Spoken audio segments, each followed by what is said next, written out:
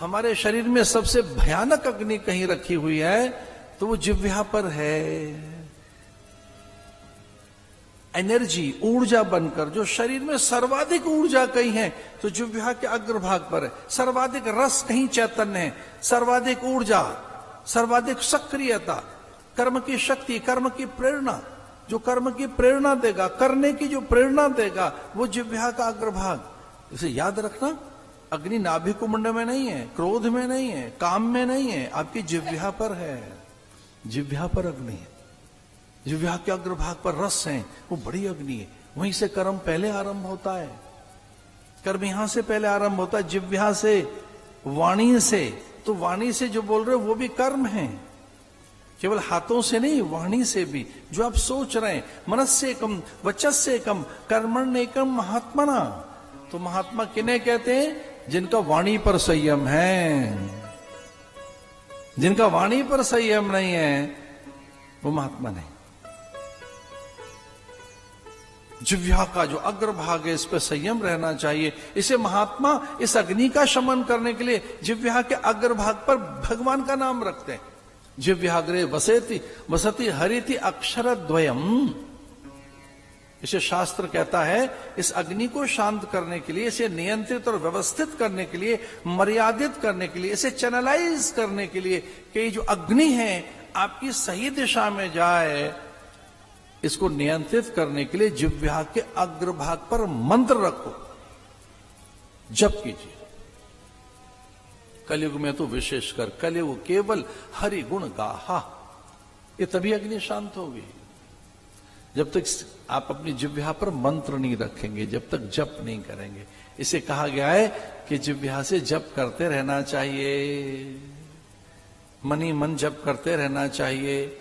और जप कैसा हो कि वो अभ्यास बन जाए, आपका स्वभाव बन जाए, प्रकृति बन जाए, आदत बन जाए, वो आप में से स्वतः निकले। तो पहले जिह्वा से होगा, फिर वो मन से होगा, और फिर वो अजपा हो जाएगा। उत्तम कोटि का जप अजपा है कि अपने आप चल रहा है। फिर आपको होठ भी नहीं हिलाना है, ना आपको जिह्वा हिलानी है, और अग्नि को ही नियंत्रित करना है पहले। चूंकि अग्नि सबसे पहले आई है, जो सबसे पहले इस धरती पर आई है वो अग्नि है, एनर्जी है। अग्नि मीले पुरोहितम, वेद का जो पहला शब्द है वो अग्नि है। संसार के सर्वाधिक प्राचीन ज्ञान के ग्रंथ वेद हैं। वेद प्राचीन ज्ञान है, आद्यतन है, अयोनिज है। उस वेद में भी सबसे पहला है ऋग्वेद। उस ऋग्वेद का भी जो पहला है मंत्र वो यही है, अग्निमीले पुरोहितम। उठो जगो, अपनी अग्नि को संभालो, अपने प्रकाश को उपलब्ध हो जाओ। आओ उठो जगो, प्रकाश के साथ जुड़ो, इस अग्नि के साथ जुड़ो। तमसो मां ज्योतिर्गमय, अपने प्रकाश को जगाओ, और जो असत्य है उससे दूर जाओ, जो मिथ्या है, जो मरीचिका है, जो सही नहीं है, उससे अलग निकलो। ओम तपस्वाध्याय निरतम तपस्वी वाग्विदाम्बरम। तकार सौख्यदायका। ब्रह्मा जी तप कर रहे थे, तपह तपह तपह, उनको इस शब्द आए तो सबसे बड़ा तप है सारस्वत तप। ध्यान रखना, जब केवल कोरा शरीर तपता है तब अभिमान जगता है, अहंकार आता है। और कुछ लोग तो उस तप का प्रदर्शन भी करते हैं। आज भोजन छोड़ दिया है, आज जल छोड़ दिया है, आज भोजन नहीं किया है। कोई पूछ नहीं रहा है आपसे, अब बताए जा रहे हैं आज अन्न नहीं खाएंगे, व्रत है आज हमारा। आप प्रदर्शन करते हैं तब का। कई बार आपको अच्छा लगता है, लोग प्रशंसा करें, अरे इन्होंने जल छोड़ रखा, ये भोजन नहीं करते।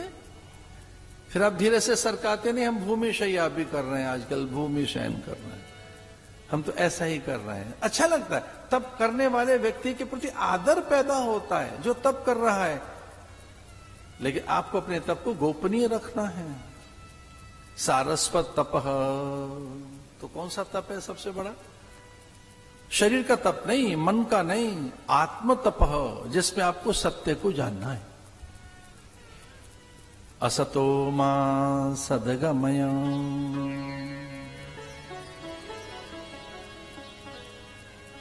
जिसमें असत्य से परे आप हो सके, मिथ्या से परे हो सके, जिससे आप झूठ से परे हो सके, वो सबसे बड़ा तप है। देखिए सबसे बड़ा और भी कौन सा तप है, जो महातप है।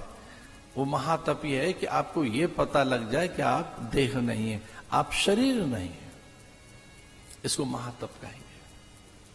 जिसे ये पता लग जाए आपको कि ये मैं ये नहीं हूं, इसको महातप कहते हैं। फिर मैं कौन हूं? तो अपने अस्तित्व को, अपने सत्य को, अपनी सत्ता को, अपने स्वयं को, अपनी निजता को पहचान लेना ही सबसे बड़ा तप है। सबसे बड़ा तप है।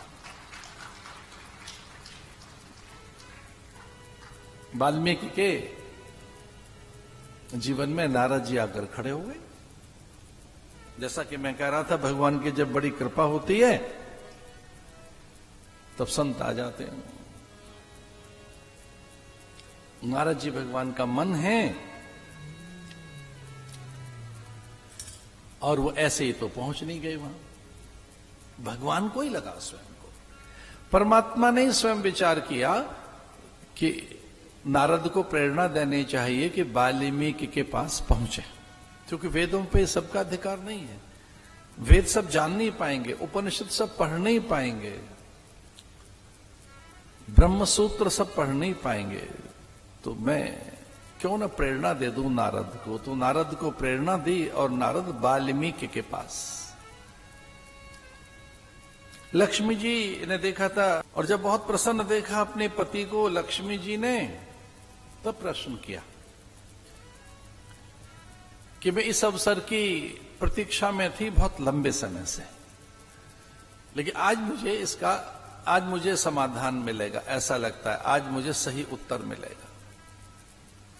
नारायण ने कहा इतनी लंबी प्रतीक्षा, तो इतनी लंबी प्रतीक्षा किस बात की थी?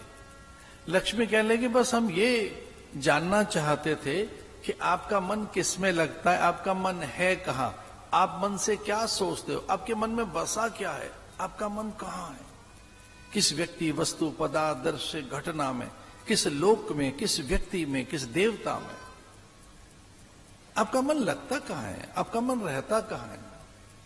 क्योंकि आप प्राय समाधि में रहते हैं, आनंद में रहते हैं, कि आपका मन कहां रहता है। और आप अपने से भी कभी पूछो कि आपका मन रहता कहां है। आप पूछो ना कभी अपने से कि आपका मन कहां रहता है। या तो राग में मिलेगा, या द्वेष में, या मित्र मिलेगा, शत्रु में, वो घटनाओं के पास मिलेगा, वो सुख ढूंढता हुआ मिलेगा, वो सम्मान खोजता हुआ मिलेगा, वो रस ढूंढता हुआ मिलेगा। कभी आपने अगर अपना मन ढूंढा कि आपका मन कहां है, तो मन कहां मिलेगा? सुखानुसाई राग, राग में मिलेगा मन आपको।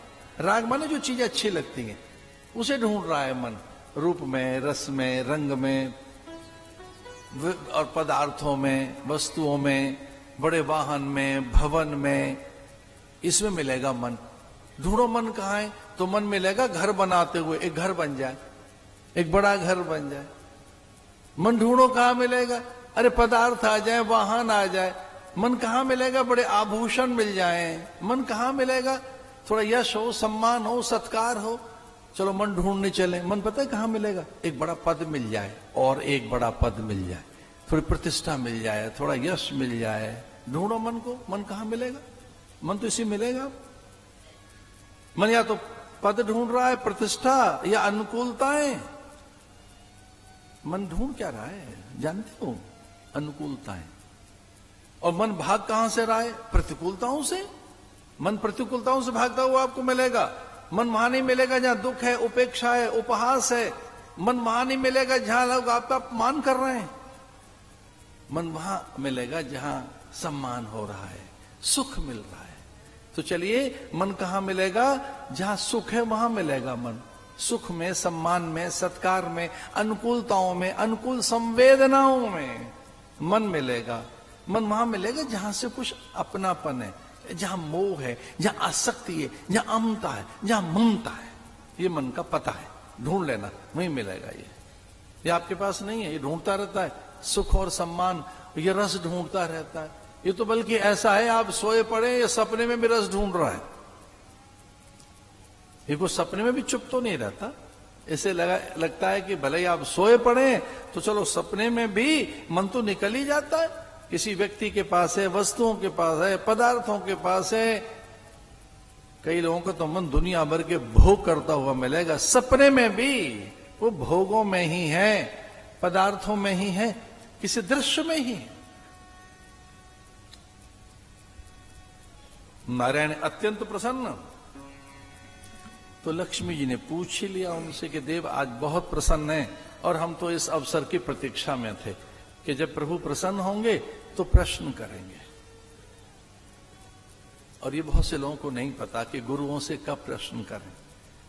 बहुत से लोगों को नहीं पता होता है, वो जानते भी नहीं कि प्रश्न करने का ढंग क्या है। उनमें इतना उतावलापन, उनमें इतनी व्यग्रता, उनमें वो इतने उद्धत, वो इतने अविनीत होते हैं, उन्हें पता ही नहीं है कि बिना विनय के प्रश्न कर रहे हैं। वो अधिकारी है ही नहीं, उनमें श्रद्धा ही नहीं है, वो समझ ही नहीं पाएंगे, उनकी आवश्यकता भी नहीं है, उन्हें पता ही नहीं है। तो बहुत सभ्य, शिष्ट, संस्कारवान, सुसंस्कृत, अत्यंत श्रद्धावान व्यक्ति ही प्रश्न कर पाता है। श्रद्धावान लभते ज्ञानम, जिसमें श्रद्धा होती है वही ज्ञान प्राप्त कर पाता है। गुरु पास बैठा हो तो भी ढंग से प्रश्न नहीं कर पाओगे। तो बड़े भाग्य से कोई अच्छा प्रश्न मन में जगता है, भाग्य से कोई जिज्ञासा जगती है। जब बड़ा पुण्य होगा तभी आप गुरु से कोई अलौकिक चर्चा कर पाएंगे, अन्यथा तो गुरु पास बैठे हों तब भी हम लौकिक चर्चा कर रहे होते हैं। पता ही नहीं पूछना क्या है। ये बड़ी चीज है, ये तो बड़ा गुण है। इससे बड़ा और क्या संस्कार होगा कि आपको ये पता हो प्रश्न क्या करना है। नारायण अत्यंत प्रसन्न। तो लक्ष्मी जी ने पूछ ही लिया उनसे कि आप जब बहुत प्रसन्न हैं और इस अवसर की हम प्रतीक्षा में थे, तो हे देव ये बताइए आपका मन कहां है, आपका मन रहता कहां है, आपका मन क्या है। कभी अपनों से पूछो तो सही कि उनके मन में बसा क्या है, उनको चाहिए क्या, उनकी चाहत क्या है। अगर आप समर्पित हैं तो एक बार पूछो तो सही उनसे कि आपके मन में भी कुछ है, कुछ चाहिए। मन की याचना, कामना, स्पर्हा, लालसा, कोई वासना, मन की कोई ऐषणा, और इसी का नाम मन है। मन 3 चीजों में मिलेगा आपको, लोकेशना में, पुत्रेशना में, वित्तेषणा में, और कहीं नहीं है मन। लौकिक सिद्धि में मन मिलेगा कि लोक में कीर्ति हो जाए, पुत्रेशना, हमारी संतानों के पास ये सुख है और जो कमाया है सब बच्चों का है और किसी का नहीं है, ये किसी और का नहीं है, ये हमारे बच्चों का है। पुत्रेशना, अब है तो संपदा बहुत और पुत्र नहीं है तो पुत्र भी मिले, किस लिए कि इसे भोगेगा कौन। अरे कमाल है, आप भोग नहीं पा रहे, एक और चाहिए उसे भोगने के लिए। पुत्रेशना, लोकेशना, वित्तेषणा, ये मन है हमारा। इसे कौन, इसमें देर कौन सी लगेगी पता लगाने में कि मन है कहां। पुत्रेशना में, लोकेशना में, वित्तेषणा में। लेकिन लक्ष्मी जी अड़ गई और वो पूछने लगी कि आपका मन है कहां, ये बताइए आपका मन रहता कहां है। तो भगवान ने कहा जब आपने पूछा ही है तो मैं बता देता हूं कि मैंने अपना पूरा मन जिसको दिया है, जहां मेरा मन रहता है उसका नाम है नारद। नारद को मैंने अपना मन दे रखा है। नारद को, हाँ बोले वो परमार्थी है, उसे परमार्थ का ही विचार आएगा, अन्य कोई विचार नहीं आएगा। मैंने मन अपना साधुओं को दे रखा है, मेरा मन गुरुओं के पास रहता है। तो मेरे मन में क्या चल रहा है गुरु उसकी पूर्ति करते हैं, नारद उसकी पूर्ति करता है, संत उसकी पूर्ति करते हैं। तो मेरे मन में क्या चल रहा है संत के पास वही विचार आता है। तो मैं अपने मन को संतों के माध्यम से सिद्ध करता हूं। मेरे संकल्प, मेरा विचार, मेरी सृष्टि कैसी हो, सत्कर्मों का प्रसार, ये संसार कैसे चले, उसका नियमन संतों के द्वारा, नारद के द्वारा। तो जब वाल्मीकि के सामने प्रकट हो गए नारद, तो फिर वाल्मीकि को यही लगा था कि अचानक नारद का आना इस बात का संकेत है कि भगवान ने इनको मेरे पास भेजा है। अचानक गाय दिखे आपको, महापुरुष दिखे, संत दिखे, उनमें भगवान का ही संदेश मानिए। कागा दिखे, कोकिल दिखे, कपोत दिखे, समझना भगवान का कोई संकेत है। ऐसे 32 संकेत बताएं कि भगवान इन 32 जगह से आपको संदेश दे रहे हैं कि मैं कुछ चाहता हूं। पता है वो कौन से 32 संकेत? संत का अचानक आ जाना, यानी गुरुजनों का आ जाना, आचार्य साधु ब्राह्मणों का आ जाना, याचक भिक्षुक का आ जाना, अचानक दीन दरिद्र कोई सामने है, अथवा रोगी और अतिथि है। ये भगवान के संकेत हैं। इसलिए हमारे यहां कहा गया है अतिथि देवो भव। हमारे यहां कहा गया कन्या में भगवान को देखिए, स्त्री में भगवान को देखिए, याचक दीन दरिद्र में, बूढ़े में, वृद्ध में, अति रोगी में उसे देखिए, वनस्पति में देखिए उसे देखिए, द्वार पर आए भिक्षुक में उसे देखिए, दरिद्र में उसे देखो, नारायण को।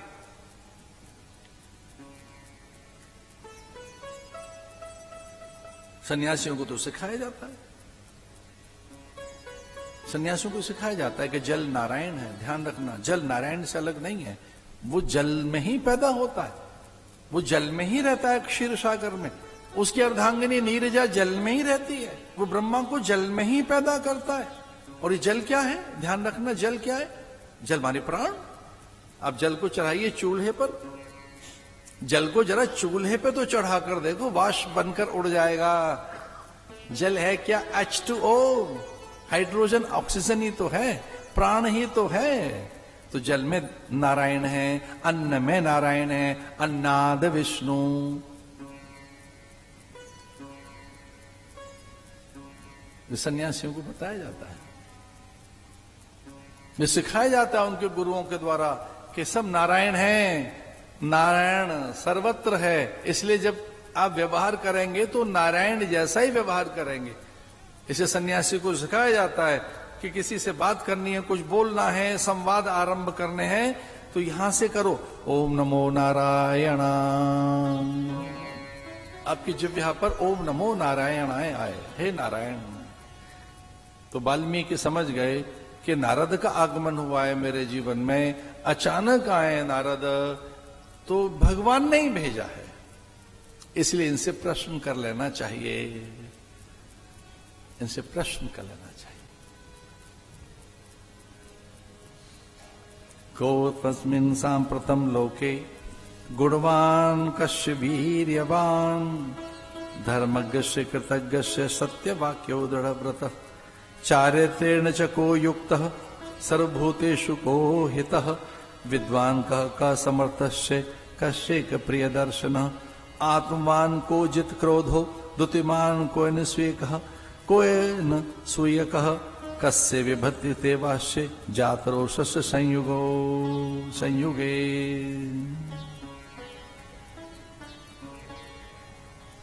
कौन है? बहवो दुर्लभा सेव ये त्वया कीर्तिता गुणः। कौन है जो महान है, सर्वशक्तिमान है? कौन है जिसे कभी क्रोध नहीं आता? कौन है वो जो सुंदर है, श्रेष्ठ है, जयी है? कौन है वो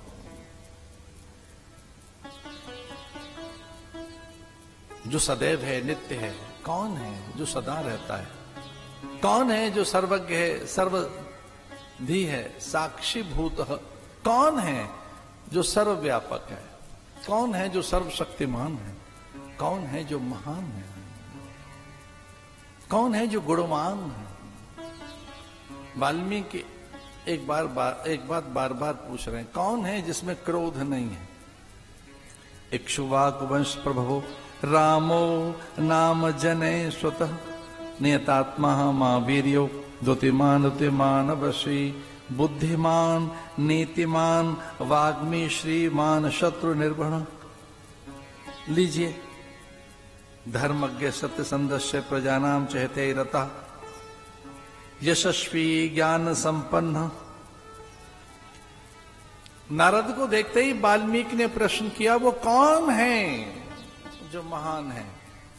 वो कौन है जिसके कारण सृष्टि में सुंदरता है, शोभा है, शुचि है?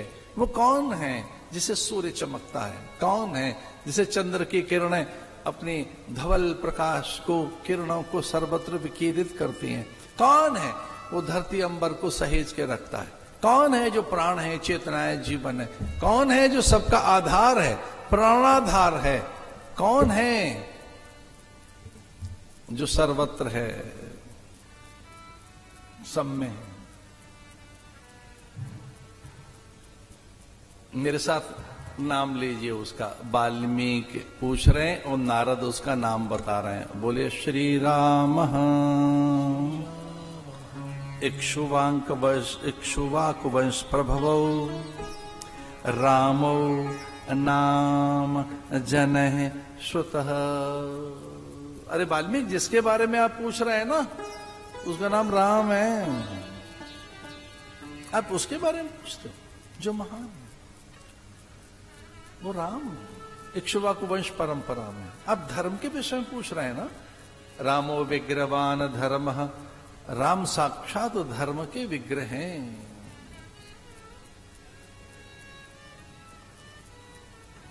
मारीच ने बात कही।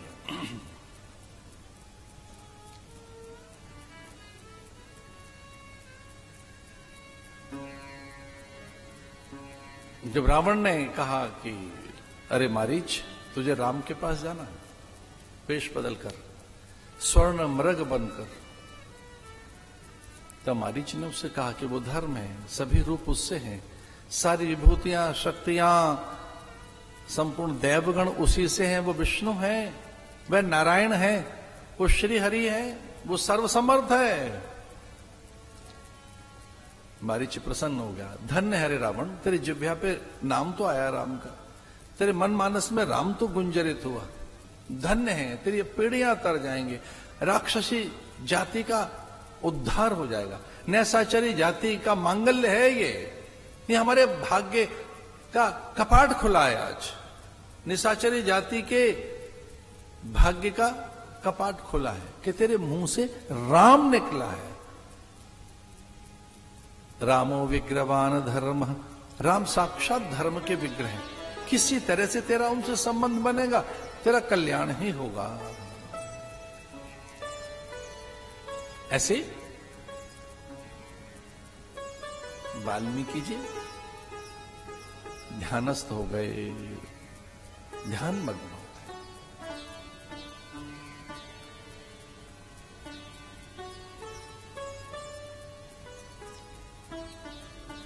ब्रह्मा जी से रहा नहीं गया, वो स्वयं वही तो है। पहला दिन है, थोड़ा कथाओं को जोड़ते हैं। ये वाल्मीकि रामायण है, आसान नहीं है।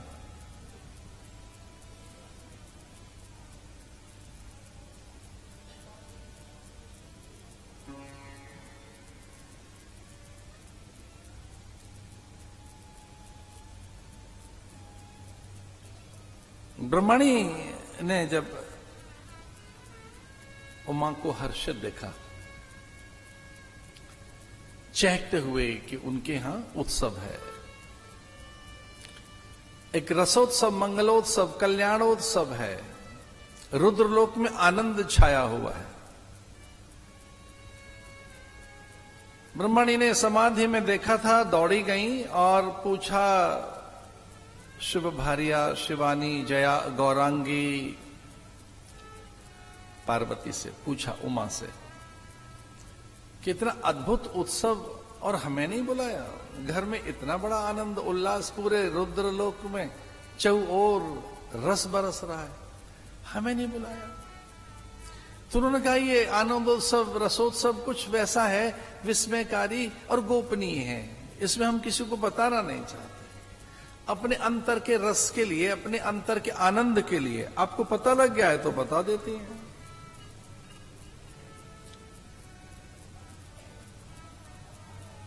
ब्रह्मणी ने पूछा, ऐसी गोपनीयता क्या है, क्या बताना नहीं चाहते थे और हमें भनक लग गई? बोले गोपनीयता यह है कि स्वामी का मन सेवक बनने का हो गया है, अब स्वामी सेवक बनना चाहते हैं।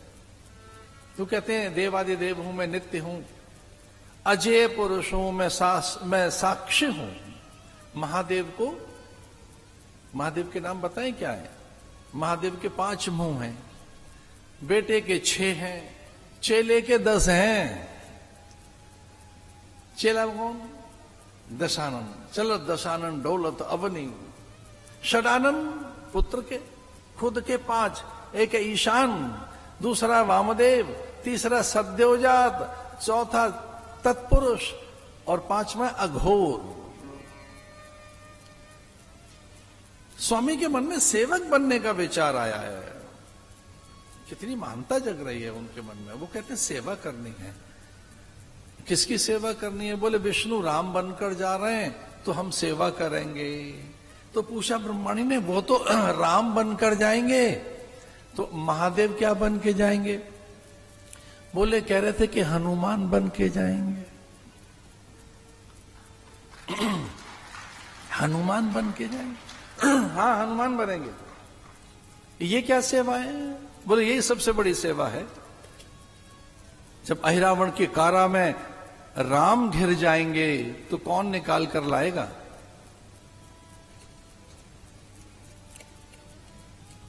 रावण के नाग पास से जब बध जाएंगे, अंबर में छलांग लगाकर गरुड़ को कौन लाएगा? लक्ष्मण को वीर घातिनी शक्ति लगी होगी। द्रोणागिरी पर्वत पर रातों रात उड़कर वहां से संजीवनी भोर होने से पहले कौन लाएगा? सीता हरण हो चुका होगा, राम अत्यंत व्याकुल और विकल होंगे। सतयोजन पार उड़कर जलद लांग गए अचरज नाई। समुद्र से उड़कर सीता की सुध कौन लाएगा? तो ये सब आपके पतिदेव करेंगे? बोले हाँ हमारे करेंगे। प्रभु पहचान परेव गही चरना, सो सुख उमा जाए नहीं बरना। पार्वती को कथा सुनाते हुए भगवान महादेव ने यही कहा था कि हम सेवक बनकर गए और स्वामी को देखकर गिर पड़े चरणों में। प्रभु पहचान परेव गही चरना, पात्र थे, सेवा का पात्र है वो। उस समय वो नाटकीयता है, वो सेवा करनी है। सेवा करने गए, प्रभु पहचान परेव गही चरना। ब्रह्मणी हमारे महादेव हनुमान बनकर जाएंगे। शंकर स्वयं केशरी नंदन, शंकर स्वयं केशरी नंदन। कोई सुवन कहते हैं, चलो सुवन और केसरी, सुवन और स्वयं महापुरुषों का ऐसा कहना है, एक ही बात है। शंकर स्वयं जो महादेव है, स्वयं हनुमान है। मैं बहुत आनंदित हूं कि महादेव हनुमान बनकर उनकी सेवा में जाएंगे। लीला हो रही है, राम की लीला। ध्यान रखना, उसे राम की लीला कहते हैं। लैलम लाई तिलीरा, राम जा रहे हैं लीला करने, मेरे स्वामी हनुमान बनेंगे। लौट आई ब्रह्मणी, बहुत आनंदित हैं, प्रहर्षित हैं। और ब्रह्मा जी ने पूछा कि इतना आनंद अनुराग तो कभी देखा नहीं आपके पास, हुआ क्या है? ब्रह्मणी ने कहा कि महादेव हनुमान बनकर जा रहे हैं राम की लीला में, आप भी कोई पात्र बनोगे क्या? आपने भी कुछ सोचा है क्या कि जब वो राम बनेंगे तो आप क्या बनेंगे? तो उन्होंने कहा अच्छा आपको पता ही लगा, हमने भी सोच रखा है। तो आप क्या बनेंगे? बोले हम 2-3 पात्र बनकर रहेंगे उनके पास, अलग अलग पात्र होंगे हमारे। क्या होंगे? बोले एक तो उनके गुरुदेव वशिष्ठ बनकर मैं ही जाऊंगा स्वयं। दूसरी ओर से रामायण हम लिखेंगे, अगर हम न लिखें तो राम को जानेगा कौन? और तीसरे, बोले तीसरे पात्र में जब सगर्भणी सगर्भा होगी सीता, तो लवकुश उन छोटे बालकों को ज्ञान देने के लिए और सीता की डलिया, देखिए इसमें फूल हैं सुंदर से, वो माला पहनने हम जाएंगे। तो करने क्या जाओगे? बोले राम को गुरु मंत्र देने हम जाएंगे। वो सेवा में जा रहे हैं, हम गुरु बनकर जाएंगे, हम गुरु मंत्र देंगे वशिष्ठ बनकर, हम तिलक करेंगे वशिष्ठ बनकर। और हम वाल्मीकि बनकर कथा लिखेंगे, गाथा लिखेंगे उस काल में कि जब वो लव कुश हमारे यहां हो रहे होंगे, उन्हें रामायण सिखाएंगे, पढ़ाएंगे रामायण उन्हें। और आपकी जानकारी के लिए बता रहा हूं, सबसे पहले रामायण जिसने बांची या सुनाई वो कोई और नहीं, राम के ही दोनों पुत्र लव और कुश हैं, उन्होंने ही रामायण सुनाई। तो फिर और क्या करोगे? बोले वो रामायण कथावाचक तैयार करेंगे हम राम को लिखेंगे, रामायण लिखेंगे। बुद्धिमान नीतिमान वाग्मी श्रीमान सत्व निर्मण, वो राम है। तेने ब्रह्म हृदय आदि कवये मुह्यन्ति यत सूरयः, भागवत के प्रथम अध्याय के प्रथम श्लोक में ऐसा आता है। जन्मादस्य यतोऽनुयाद तरतश्चार्थेषु विज्ञास्वराट्, तेने ब्रह्म हृदयादि कवये मुह्यन्ति यत् सूरजा, तेजो वारिमृदां यथा विनिमयो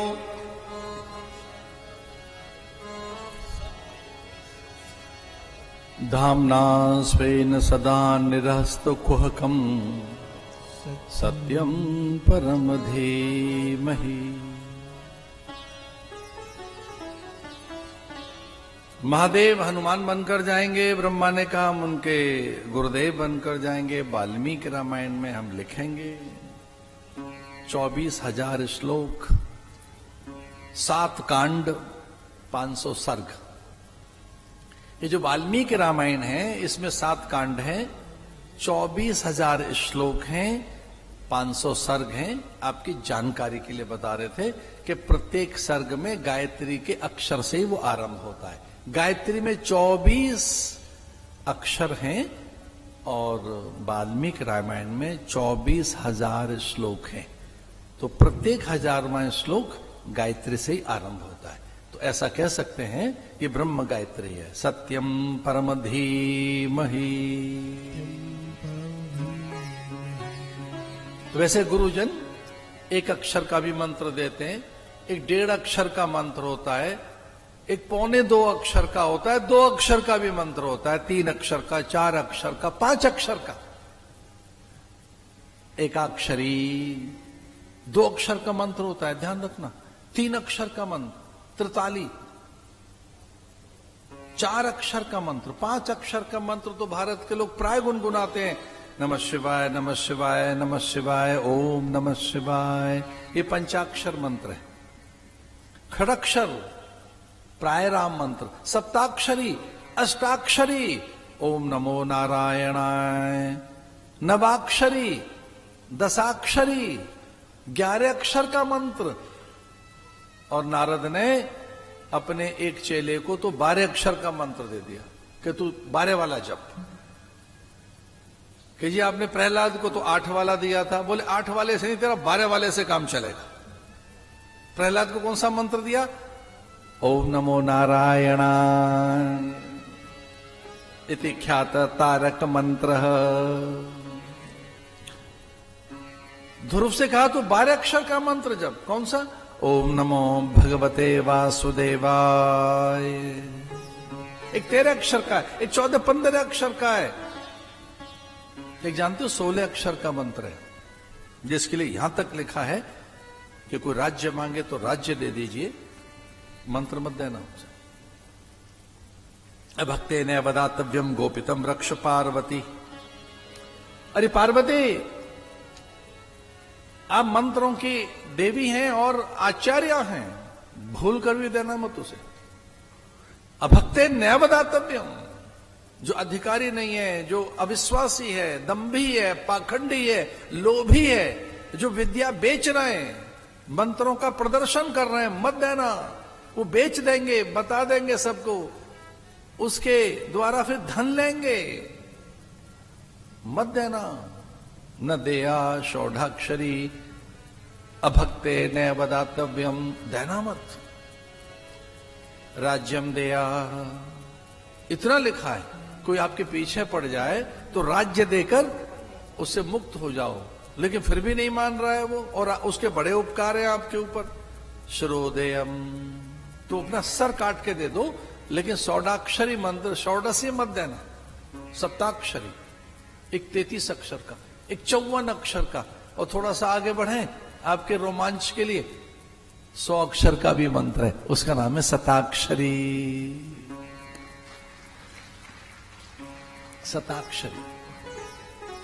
तो गुरु जाने कि आपको कौन सा मंत्र देना है, ये तो वही जानते हैं। आपकी सिद्धि किसमें आपका कल्याण है पता नहीं। जय विद होए नाथ हित मोरा, हमें क्या पता हमारा हित किसमें है, हमारा भवतव्य क्या है, हमारा मांगल्य कहां है, ये तो गुरु को ही पता है। तो कथा में ध्यान रखना, बिना साधन के बढ़ नहीं पाओगे आगे। तो कथा का मूल साधन है शरणागति।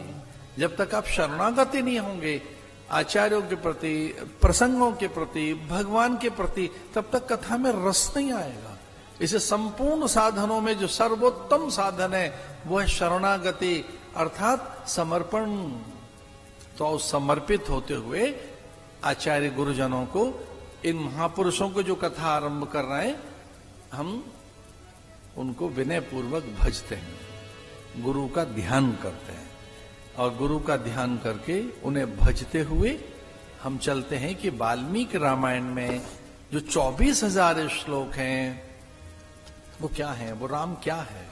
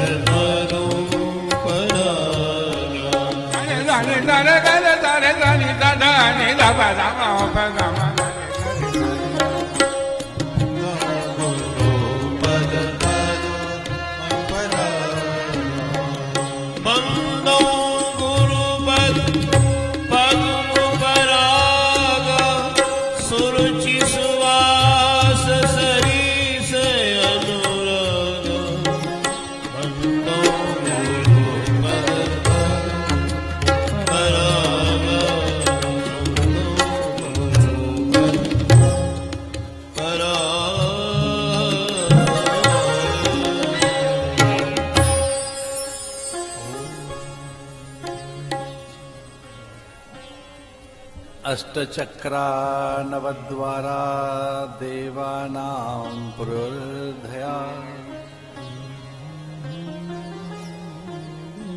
महाराजा मनु ने जिस अयोध्या को बनाया था,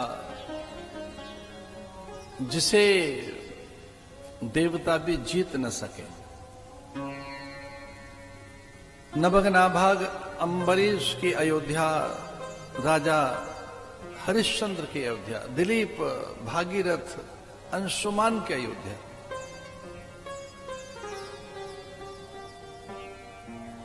अपने पुत्र और पत्नी को जो ऐसे एक किसी सेठ के यहां गिरवी रख दें कि ये दास रहेगा आपका, मेरा पुत्र और मेरी पत्नी दासी रहेगी। उच्छिष्ट पात्र, इस करते झूठे बर्तन ये मांझ लिया करेगी। आपके घर में झाड़ू बुहारी लगा दिया करेगी। आप अगर अधिक थक जाएंगे तो पाद सेवा कर लेगी मेरी पत्नी। आपकी सेविका किंकरी और यह दासी बनकर आपके पास ही रहेगी। पर कौन? वह तारा जो समूची वसुधा के वैभव के एकमात्र स्वामिनी है। इसे देखकर सुरबालाएं, अप्सराएं, सच इंदिरा प्रणाम करती थी स्वर्ग से। कितने ही बार सच इंदिरा को कितने ही बार सुरबालाओं ने प्रणाम करते देखा था। वो पूछती थी अप्सराएं कि आप सर्वोच्च हैं, सबसे बड़ी हैं, आपसे बड़ा तो कोई है ही नहीं। आप सुरेंद्र की पत्नी है, देवताओं के स्वामी की पत्नी है, इंद्र की पत्नी है। आपके पुण्यों की सराहना की जाती है। ब्रह्माणी, रुद्राणी और स्वयं लक्ष्मी अत्यंत प्रसन्न होकर आपका उल्लेख करती हैं। वो कहती हैं कि कोई अगर सती साध्वी है जिसने अपना सतीत्व तो संभाल कर रखा है, तो वो इंदिरा ही तो है, वो सच्ची ही तो है, वो इंद्र पारिया ही तो है। देखो तो सही इसका सतीत्व। तो जिसके सतीत्व की, जिसके पातिव्रत्य की, जिनकी दिव्य गुणों की चर्चाएं स्वयं रमा, ब्रह्माणी और पार्वती करती हों, और कितनी बार पार्वती उन्हें आशीष देने आ जाती हों, रमा उनका माथा सूंघने आ जाती हों, कितनी बार अनेक उपहार देने के लिए उद्धत हो जाती हों, रमा ये कहकर लक्ष्मी के जो कुछ मेरा सारा वैभव है इसमें क्या अच्छा लगता है, अरे इंदिरा ये तेरा है, तेरे सतीत्व से मैं अत्यंत प्रसन्न हूं। ऐसी वह सची, ऐसी वो इंद्र पत्नी, और वो यम वरुण कुबेर आदि कभी कभी शीश झुकाकर किन्हें प्रणाम करते थे? तारा को। किनको? हरिश्चंद्र को। ऐसे हरिश्चंद्र ने धर्म की रक्षा के लिए स्वयं को भेज दिया डॉम के हाथों में। हम थोड़ी सी चीजों के लिए किस तरह से अपने व्रतों से, नियम परंपरा से, मूल्यों से शिथिल हो जाते हैं, कैसे हम भूल जाते हैं अपनी साधना को। मुझे तो बड़ा हास्यास्पद लगता है जब कई बार बहुत पुराने साधक भी हम मुझसे पूछते हैं ये मंत्र और जप लें क्या। ऐसे पलटू रामों को देखकर मेरा मन करता है कि पलटू राम है, इन्हें सबसे बड़ा पुरस्कार मिलना चाहिए। इतने मती मारी गई है। इतने वर्षों से जो तुम जप तप नियम व्रत उपवास कर रहे थे, अब वो छोटा लगता है। तो जब बुद्धि भ्रष्ट होती है, जब किसी के पुण्य शिथिल होते हैं, तब उसके अपने साधन में, नियम में, व्रत में, इष्ट में, परंपरा में, माता पिता में से श्रद्धा चली जाती है उसकी। घड़ी घड़ी बदलते रहेंगे कुछ लोग मंत्र, जैसे वस्त्र बदलेंगे, नए आभूषण आए, नए ढंग के कुछ पात्र आए, घर सजाने की बहुत सी सामग्री आई है, तो जैसे घर सजाना है ऐसे मंत्र भी नया ले लेते हैं, नए साधन कर लेते हैं। एक रसा, एक निष्ठा, स्वकीय ऐसी वो तारा, ऐसा वो सत्यव्रत, सत्यान्वेषी, सत्यनिष्ठ महाराजा हरिश्चंद्र, उनकी अयोध्या, जिनका धर्म साक्षात खड़ा हो गया। वो दिलीप के गौ को खाने के लिए शेर सामने खड़ा है, और वो मना कर रहे हैं शेर से कि भाई ऐसा ना कर। वो उस समय बादलों से, बयार से, पशु पंछियों से, परिंदों से, घास के तिनकों से बात करना जानते थे। आप चकित मत हो ना, ये विद्या है कि घास से कैसे बात की जाए, पवन से, बयार से, बादलों से, दिशाओं से, पेड़ों से, पंछियों से, और तो और कैसे बात की जाए पितरों से और देवताओं से, तत्त लोक में बात कैसे की जाए, उनसे कैसे संवाद किए जाए। ये विद्या है, ये तप से संभव है, ये संभव है तप के द्वारा। तो जैसे शेर खाने को दौड़ा गऊ को, और ये धनुष बाण लेकर खड़े हो गए कि नहीं नहीं इसे नहीं खा सकता तो, और शेर ने कहा ये कौन सा धर्म है आपका, भूखे का भोजन छीन रहे, मुझे क्या पता है गऊ है और क्या है, मेरा तो ये आहार है। लेकिन दिलीप ने कहा कि भले ही तू भूखा है, तू मेरा आहार कर सकता है, तू मेरा भोजन कर, मुझे ग्रहण कर, मेरी हत्या कर दे भले ही, लेकिन गौ को छोड़। उसने कहा आप तो पूरी धरती के स्वामी हैं, आप नहीं रहेंगे तो धर्म शिथिल हो जाएगा। बोले भले ही कुछ हो, पर मैं गौ हत्या नहीं देख सकता, क्योंकि सारे धर्म की सिद्धि गौ से होती है। वो कोई और नहीं था, शेर धर्म ही था, इसलिए वो आशीर्वाद देने के लिए प्रकट हो गया। उनकी अयोध्या, अंशुमान की, भागीरथ की जो गंगा ले आए वो अयोध्या। ध्यान रखना, गंगा जल के लिए यहां नहीं आई थी, ना ना ना, गंगा तो यहां तारण के लिए आई थी, तारक सत्ता है गंगा। आज भी वैज्ञानिक बड़े चकित हैं कि दो द्रव्य उसके, दो तत्व उसके पता नहीं लग रहे वो कौन से हैं। गंगा में जो गंगत्व है, गंगा में जो शुचिता है, गंगा में जो अमृतत्व है, गंगा में जो अक्षुण एक दिव्य तत्व है, अमीय तत्व, उसका पता नहीं लग रहा है। वो गंगा भागीरथ लाए, दशरथ, अज, ये सब खड़वांग के युद्ध के मैदान में ही उनको ब्रह्म ज्ञान हो गया।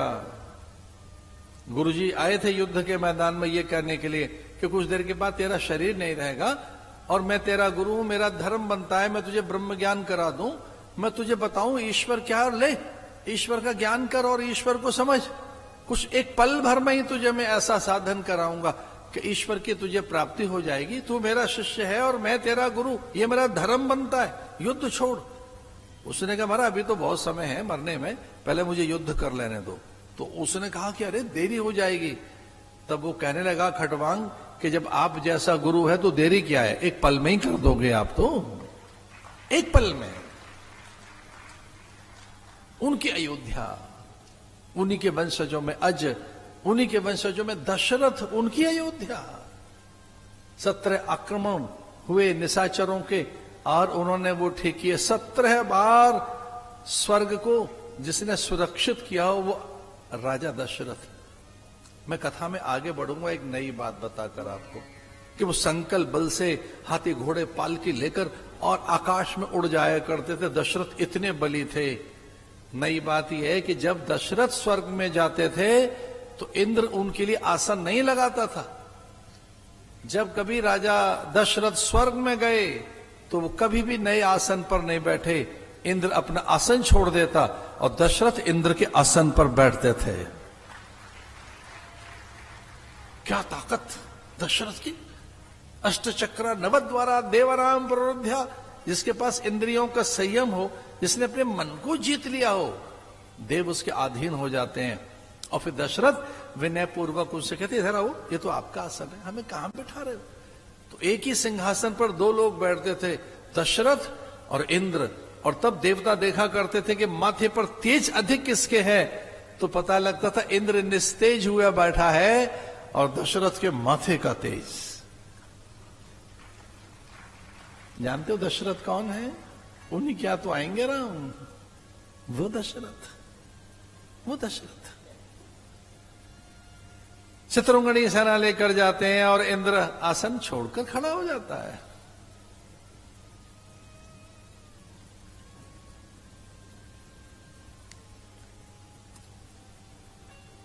उन 17 बार के आक्रमणों में 17 बार लगातार कौशल्या मां नहीं गई, सुमित्रा मां नहीं गई, कैकेयी जाते थे। और संपूर्ण देवबालाएं, सुरबालाएं, अप्सराएं हाथ जोड़कर कैकेयी के सामने खड़ी रहती थी, उसके तप और तेज के सामने। इंदिरा उनके चरण प्रक्षालन करती और वो उनके चरणों का धोबन अपने शीश पर रखते हैं, उनके चरणों की धूल, कि मेरे पति का इंद्रत्व, इंद्रपद सुरक्षित तभी रह सकता है जब आपके चरण पखार कर ये जल हम माथे पे रखेंगे। वो इतने बलशाली थे, लेकिन उनकी संतान नहीं थे। वो इतने बलशाली थे, संतान नहीं थे। तुलसीदास जी लिखते हैं, क्योंकि जब वो चिंतित होकर बैठे हैं कि इस इतनी बड़ी अयोध्या में ऐसा वैभव, इतना अधिक ऐश्वर्य, इसका कोई भोक्ता नहीं है, पुत्र नहीं है।